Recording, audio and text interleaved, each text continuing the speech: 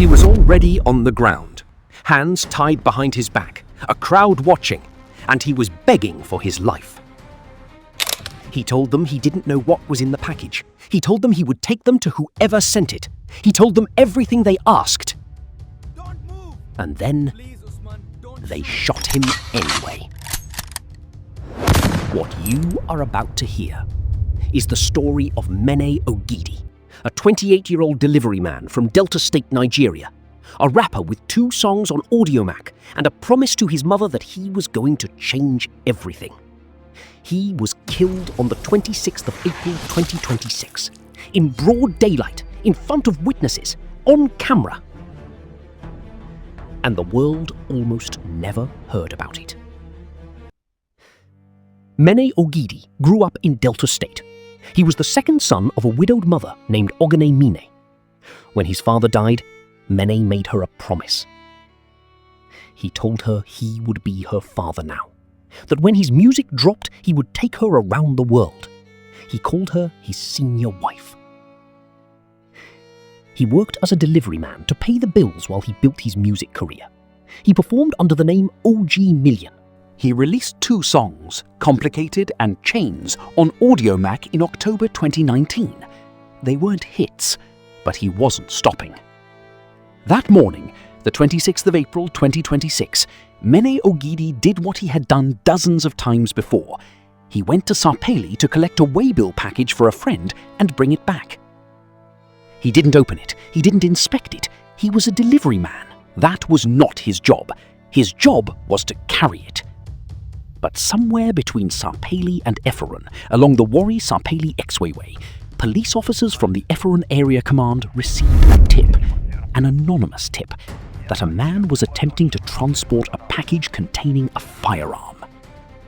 That man was Mene Ogidi. The officers stopped him. They opened the package. Inside, a Beretta pistol and 4 rounds of ammunition. Mene told them immediately. He said he didn't know. He said a friend in Sapele had given him the package without telling him what was inside. He offered, right there on the street, to take them directly to the person who sent it. He was not running. He was not fighting. He was cooperating completely. And that should have been enough. The officer in charge that day was Assistant Superintendent of Police Nuhu Usman, a senior commissioned officer, a man with rank, a man who knew the law. Nigerian law is clear. A restrained suspect cannot be executed. A man offering to cooperate cannot be shot. International humanitarian law, the Nigerian Constitution, the Anti-Torture Act of 2017, the Administration of Criminal Justice Act of 2015. Every single legal framework said the same thing. Nuhu Usman ignored all of it. He handcuffed Mene Ogidi. He forced him to the ground. And then, while bystanders watched, while phones were raised, while Mene pleaded, Nuhu Usman loaded his shotgun. Mene looked up at him. Officer, I beg, I will tell you everything. It was my friend that deceived me. He fired once. The shot hit Mene in the leg. Mene was still alive, still on the ground, still begging. Nuhu Usman fired again. Mene Ogidi died on that road. On the Warri-Sapele Expressway, hands still tied behind his back, in front of every person who stood there and watched. The video hit social media on the 28th of April 2026, 2 days after the killing. Someone had recorded it, someone had kept the footage, and when it dropped, Nigeria stopped. Protests erupted in Delta State. Human rights activists flooded social media. The hashtag spread fast. The outrage was immediate and enormous. Delta State Commissioner of Police Yemi Oyini called it a clear violation of established rules. The Inspector General of Police, Olatunji Disu, went further. Let me be clear. This action was criminal. It was unprofessional, and it has no place in this force. Nuhu Usman was arrested within days. He was dismissed from the Nigeria police force. The force disciplinary committee fast-tracked the case. He and the officers present were withdrawn from Delta State and transferred to force headquarters in Abuja for prosecution. The charge? Murder. For once, the system moved. But here is the part of this story that does not make the headlines. Mene Ogidi's mother, Oginemi, gave an interview to News Central on the 30th of April 2026, 4 days after her son was killed on that road. She said this: I am not fine. My child, who made many promises, is no more. When he was alive, he would say, "My father is dead. Look at me. You will see my father in me. Don't worry. When my music is released, I will take you all over the world. You are my senior wife." And then she said something that very few people reported. In 2022, she had another son, younger than Mine.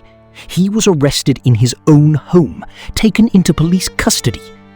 He never came back either. Oginemine has now buried 2 sons, both taken by the same institution, both gone before she was ready. Mine Ogidi wanted to be a rapper.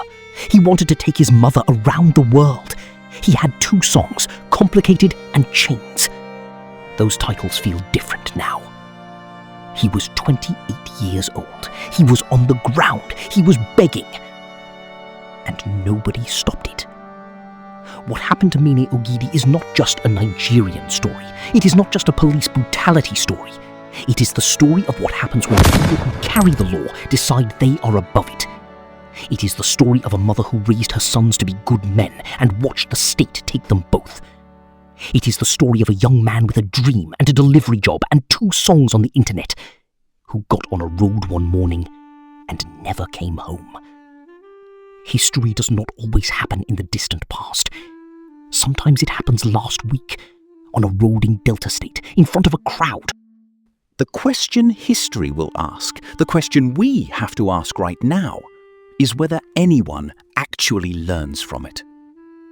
If this story stayed with you, if Mene Ogidi's name means something to you now, leave it in the comments. Say his name.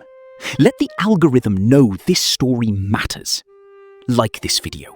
Share it with someone who needs to see it. Because the least we can do is make sure the world knows what happened on that road. And if this story moved you, there is another video waiting for you right now. It covers another story of injustice that history tried to bury. One that takes place on a completely different continent, in a completely different era, but feels exactly the same. Click it. I'll see you there.